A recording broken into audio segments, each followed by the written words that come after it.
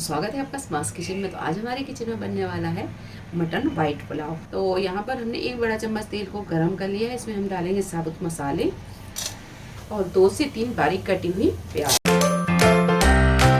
और प्याज को हम यहाँ हल्का गुलाबी फ्राई कर लेंगे। बस प्याज जब अच्छे से फ्राई हो जाए, ये देखिए प्याज अच्छी तरह फ्राई हो गई है। अब इसमें हम डालेंगे अदरक लहसुन का पेस्ट। अदरक और लहसुन को भूनने के बाद में अब इसमें हम मटन डालेंगे। हमने यहाँ पर आधा किलो मटन लिया। मटन उबला हुआ यानी गला हुआ मटन है। तो इसमें हमने थोड़ा सा नमक डाला और आधा गिलास पानी डाला और इसे अच्छी तरह पका लिया है। मटन डाल के भी हमने थोड़ी देर भून लिया है। अब इसमें हम डालेंगे दही। तो दही हमने यहाँ पर लिया है आधा कप और बस दही को भी हम थोड़ी देर भून लेंगे। दही के साथ मटन को अच्छे से भूनने के बाद में अब इसमें हम डालेंगे 1 टमाटर, बारीक कटा हुआ हरा धनिया और थोड़ी सी हरी मिर्च और बस थोड़ी देर इसे भी भून लेंगे 1 से 2 मिनट। बस 1 से 2 मिनट भूनने के बाद में अब इसमें हम डालेंगे पानी। तो ये 1 कप के करीब यखनी का पानी ये डाल देंगे।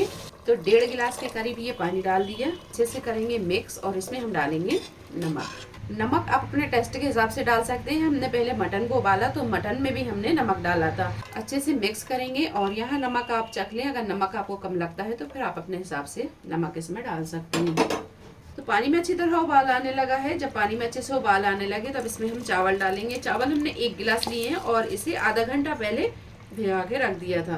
अच्छी तरह मिक्स करेंगे और यहाँ पर हमने चावल भीगा हुआ लिया है तो पानी इसमें थोड़ा कम डाला है, यानी 1.5 गिलास हमने पानी डाला है।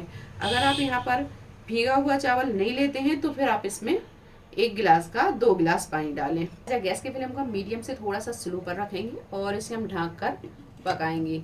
तो चावल को हमें यहाँ पर ज़्यादा भी नहीं चलाना है, 1 से 2 बार ही चलाएंगे। अगर हम चावल ज़्यादा चलाएंगे तो फिर ये चावल टूट जाएंगे। तो पुलाव में दम लगाने के बाद में ये देखिए खुशबूदार मज़ेदार पुलाव बनकर तैयार है। और अब यहाँ पर एक बार हम पुलाव को करेंगे मिक्स। ये देखिए बहुत मज़े का ये पुलाव बना है और बहुत अच्छी खुशबू आ रही है।